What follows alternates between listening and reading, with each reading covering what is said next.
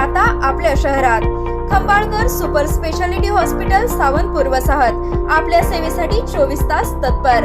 नवजात शिशु अतिदक्षता विभाग, अद्ययावत अतिदक्षता विभाग, अद्ययावत वंध्यत्व निवारण विभाग, व्हेंटिलेटर, सेंट्रल ऑक्सिजन, ॲम्ब्युलन्स सेवा, digital X-ray, pathology lab, pharmacy, सुसज्ज operation theatre, joint replacement, cashless insurance सुविधा, मुख्यमंत्री सहाय्यता निधीचा लाभ। खंबाळकर सुपर स्पेशालिटी हॉस्पिटल, संपर्क 8803 36 37 38।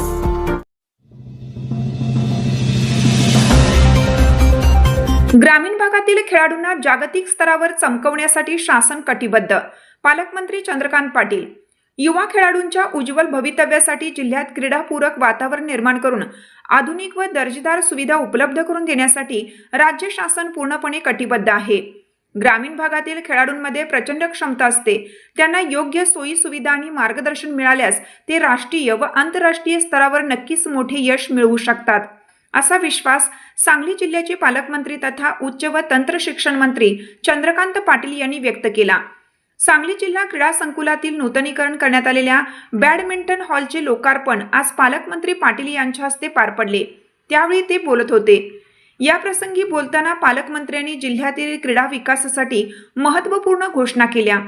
जिल्हा क्रीडा संकुल येथे सिंथेटिक ट्रॅक आणि फुटबॉल मैदानासाठी शासनाने जवळपास 11 कोटी रुपयांची तरतूद केली असून बॅडमिंटन कोर्टाच्या नूतनीकरणामुळे नवीन खेळाडूंना सरावासाठी आता अधिक चांगल्या संधी निर्माण होणार आहेत।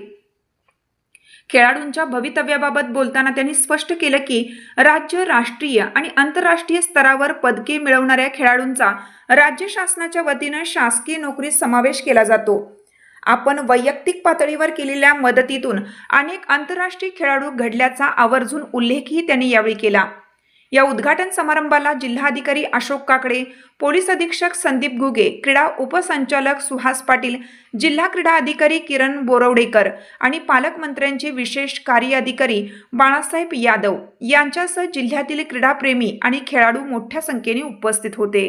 द्यायला लागल्या ती कोविडची आवश्यकता होती, पण नंतर ती सगळी कोविड सेंटर्स बंद झाल्यानंतर जागा ताब्यात घेणं, त्या काळात 2-2 वर्ष वापरल्यामुळे खेळाच्या दृष्टीने खराब झालेल्या जागा नीट करून घेणं, पुन्हा खेळाला पूरक तयार करणं असं राहिलं। आणि त्यामुळे वर्ष मी स्वतः पालकमंत्री म्हणून मागे लागलो होतो की हे तुम्ही पहिलं इथलं सामान हलवा, पुन्हा एकदा बॅडमिंटनची कोर्ट इथे होऊ द्यात, खेळाडू येऊ द्यात। त्यावेळेला खूप आनंद होतो, तो आनंद व्यक्त करण्यासाठी क्रीडा अधिकाऱ्यांना मी कॅडबरी पण दिली।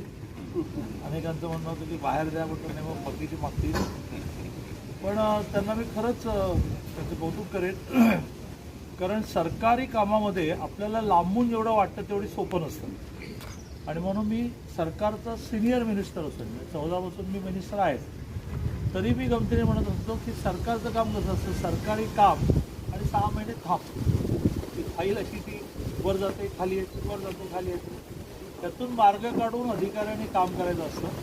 तसं क्रीडा अधिकाऱ्याने केल्यामुळे मी त्यांचं अभिनंदन करतो।